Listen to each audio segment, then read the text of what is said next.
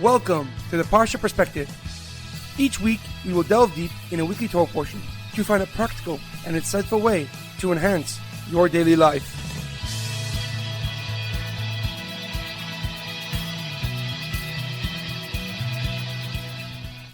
Thank you for tuning in. My name is Rabbi Shalom Yamini, and each week we will look into the weekly Torah portion to find practical and insightful ways to enhance your daily life.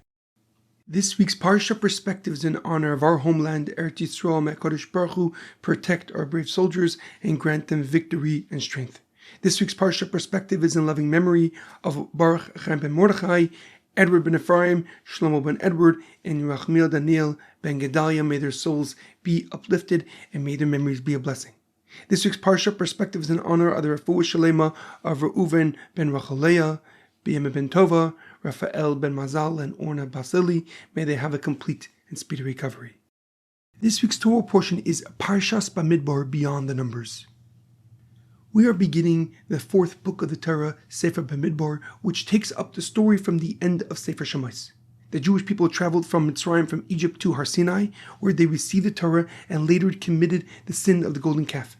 After Moshe Rabbeinu obtained forgiveness from God through praying to HaKadosh Baruch Hu, the Jewish nation built the Mishkan, the tabernacle, and it was inaugurated on the 1st of Nisan, nearly 1 year after leaving Mitzrayim, after leaving Egypt.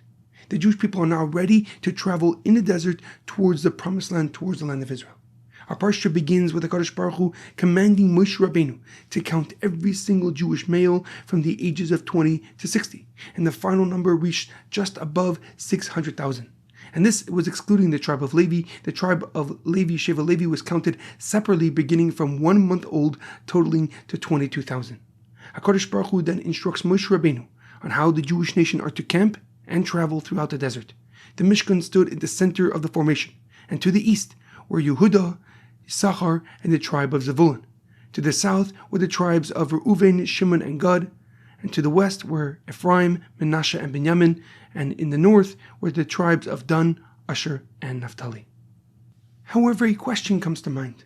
As I just mentioned, the Shevet Levi, the tribe of Levi, was counted separately from the rest of the Jewish nation. The Torah first states, "V'halevim lamate avesam lo hispaktu b'seicham," and the Leviim were not recorded amongst them, the rest of the nation. And only 2 psukim later, the Torah repeats the command again. Ach es mat Levi lo yisifkod, v'es rosham lo yisisa b'seich b'nei Yisrael. Do not count the tribe of Levi, do not count the Shevet Levi, and do not add their numbers to the census of the Jewish nation. The Torah does not repeat itself without reason, especially with just a few lines. So why is the separation of the tribe of Levi from the rest of the nation emphasized twice? What is the Torah teaching us about why the tribe of Levi was counted separately?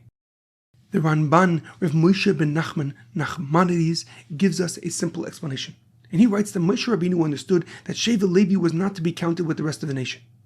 Every Shevet had a Rosh Shevet, a leader appointed to stand with Moshe Rabbeinu for the counting.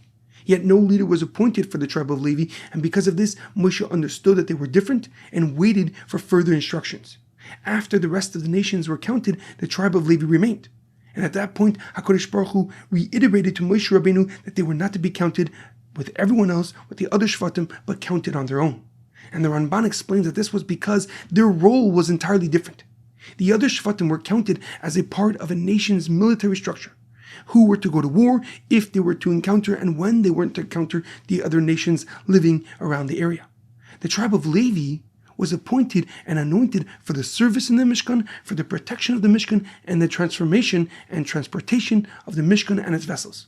The Torah there emphasizes the unique role and the responsibility placed upon the tribe of Levi amongst differently from the Jewish nation. Their role was to fight the wars, and Levi's was to be the service and ambassador for God as the Jewish nation continued to travel throughout the desert.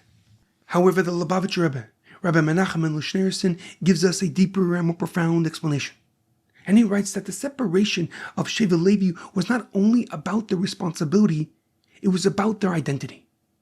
The other Shvatim were counted as a part of the army as they went and prepared to enter into the promised land, into the Holy Land, and to conquer the nations living there.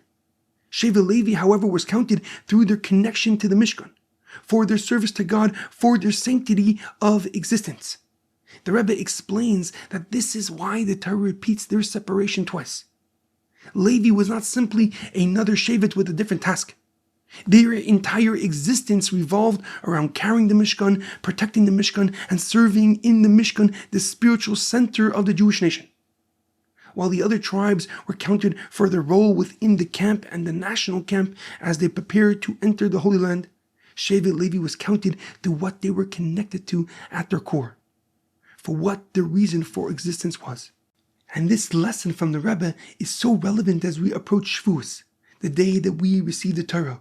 We receive our mission statement anew. The separation of the tribe of Levi teaches us that a Jew is not defined by what they do, but by what stands at the center of their lives. And as we prepare for Matan Torah, the giving of the Torah, we are reminded that the Torah must not remain one part of who we are. It must become the foundation that guides everything around it. And when the Jewish people place the Torah at the center of their lives, we move closer to fulfilling our purpose, our potential, and bringing about the Geula Amitis Vashlema, the ultimate redemption. In our daily life, it is imperative to realize that constant comparison slowly weakens a person's confidence and sense of direction. The world pressures us to measure ourselves through status, through recognition and visible success. Yet real growth begins when we stop focusing on everyone else's path and begin investing in the responsibility placed before us. Not every essential role receives public attention or recognition. Some people lead from the front while others quietly carry the weight that holds everything together. When we learn to value our role, when we learn to value our responsibility, we gain clarity, we gain confidence, and we gain the strength to succeed way beyond our imagination. There's a profound quote from the Maharal of Prague. The highest form of wisdom is to know what belongs to you and what has been trusted to you. The person who understands their responsibility no longer needs to compete with anyone else. Have a great weekend and good Shabbos.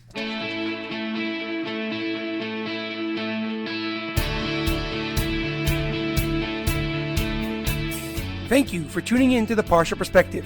Check out our website, theparshaperspective.com. Send thoughts and comments to theparshaperspective@gmail.com. Till next time, thanks for listening.